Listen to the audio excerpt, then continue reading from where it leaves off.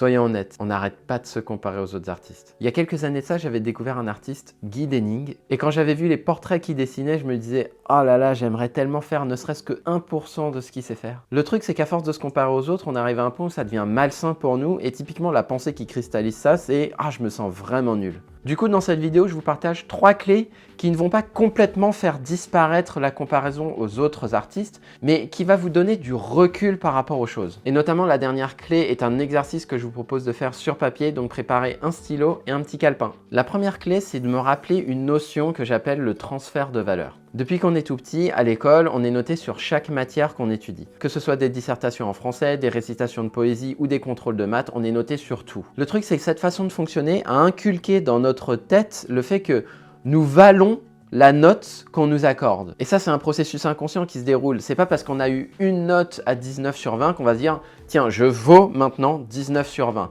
Par contre, si en maths, on se tape un 8 sur 20, en philosophie, on se tape un 4 sur 20 et en histoire géo, on se tape un 3 sur 20 et ça tout au long de l'année et on accumule toutes ces années dans toute notre scolarité, au bout d'un moment, on va se dire « Tiens, je ne suis pas bon ». Et il est là le transfert de valeur, c'est-à-dire qu'au lieu d'associer la copie qu'on a produite à la note qu'on nous a accordée, on va associer la personne que nous sommes à la note qu'on nous a accordée. On transfère la valeur de ce qu'on produit à qui nous sommes. Et pour parler de l'aquarelle, c'est exactement la même chose. Les aquarelles que je produis comme celle-ci ou celle-ci ne reflètent pas la personne que je suis. Et de même, vous n'êtes pas les aquarelles que vous produisez. Et ça, c'est important à comprendre parce que ça nous permet de voir que notre personnalité, notre identité sont bien plus complexes et plus complètes qu'une activité isolée. La deuxième clé, je la tire d'une conversation que j'ai eue avec un élève de mon programme Émotion, le programme qui vous permet de créer vos propres aquarelles et de développer votre créativité. Et ce qu'il m'avait dit, c'est « Ah mais moi, quand je vois les peintures de tel aquarelliste russe internationalement reconnu, et quand je vois ce que je fais à côté, je me rends compte que je suis vraiment à des années-lumière. » Et à ce moment-là, je lui avais répondu « Mais oui, mais quelque part, tu te compares à un pilote de Formule 1 alors que tu n'as pas forcément ton permis de conduire aujourd'hui. Donc oui, si tu veux devenir pilote de Formule 1, il faut d'abord passer ton permis, donc il y a des techniques à acquérir, il y a des méthodes qu'il faut que tu t'appropries, et je suis même pas sûr que toi tu saches vraiment si tu veux devenir pilote de Formule 1. Le truc, c'est qu'on va avoir un fantasme auprès des artistes auxquels on se compare, et on va se dire « Ah mais lorsque j'atteindrai ce niveau-là, là tout sera beaucoup mieux et j'aurai plus de problème ». Et la vérité, c'est que c'est faux, et ce sur 2 points. Le premier, c'est que c'est pas en ayant toutes ces compétences-là qu'on va ne plus du tout avoir de problème.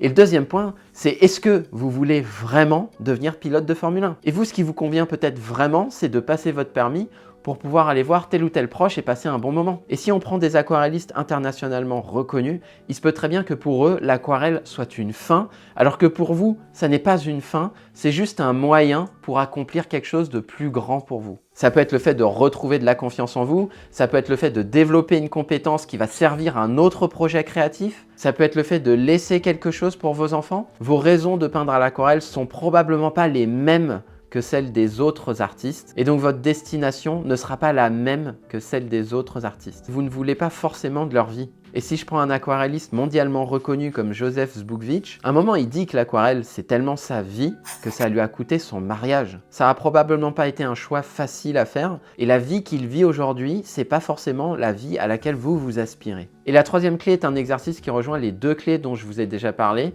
Ça va vous permettre de voir que vous êtes un être bien plus complet qu'une activité isolée, et ça va vous permettre aussi de prendre du recul par rapport à des artistes auxquels vous vous comparez. Sur cette feuille de papier, vous allez tirer un trait au milieu pour avoir une colonne à gauche, une colonne à droite. Dans la colonne de gauche, vous allez inscrire la question « Dans quel domaine est-ce que je suis meilleur que les autres artistes ?» Et dans la colonne de droite, vous allez inscrire la question « Qu'est-ce que j'ai que les autres artistes n'ont pas ?» Ces 2 questions font travailler la même thématique mais sous 2 angles différents, donc vous allez avoir des réponses différentes. Prenez 30 minutes pour faire cet exercice et trouvez 10 questions par réponse qui va vous faire une vingtaine de réponses. Et si vous vous dites que vous n'avez pas l'habitude de ça, que c'est pas facile pour vous de vous mettre en avant, c'est exactement cet exercice-là qu'il vous faut. Parce qu'au fond, il y a 2 phénomènes qui peuvent se produire lorsqu'on se compare aux autres. Le premier, c'est qu'on se survalorise. « Ah mais oui, je suis vraiment meilleur que les autres ». Et le deuxième, c'est on se dévalorise. « Oui, mais je suis vraiment nul par rapport aux autres ». Et en général, si vous me suivez, c'est que vous êtes plutôt comme moi, vous avez plutôt tendance à vous dévaloriser qu'à vous survaloriser. Et c'est pour ça que si vous êtes dans ce deuxième cas, c'est vraiment important de faire cet exercice. Et typiquement, si je fais un exercice qui me concerne personnellement, qui est l'enseignement de l'aquarelle,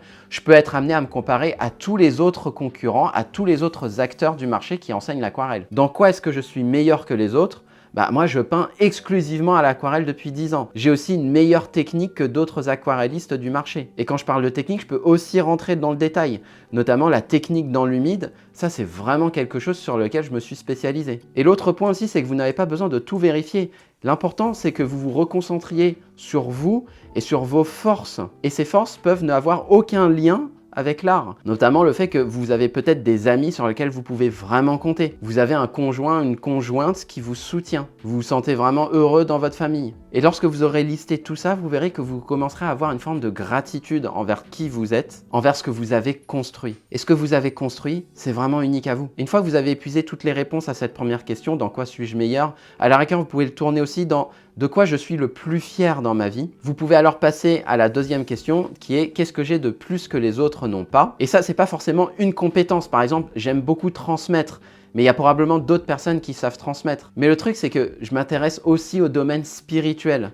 Et pour moi, l'aquarelle a un lien direct avec la spiritualité parce que l'aquarelle, c'est l'école de la vie. C'est une métaphore de la vie qui nous permet de mieux nous connaître. Et vous voyez qu'à ce moment-là, lorsque vous avez toutes ces petites réponses qui commencent à apparaître, vous commencez à voir que votre personnalité est vraiment unique. Et là, vous n'avez plus besoin de vous comparer aux autres.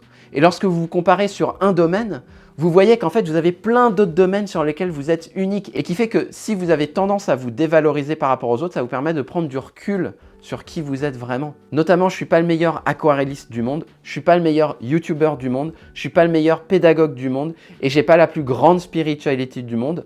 Mais si vous cumulez ces 4 compétences qui me caractérisent, là vous avez quelque chose de vraiment unique. Et cet exercice, il vous permet de trouver votre unicité.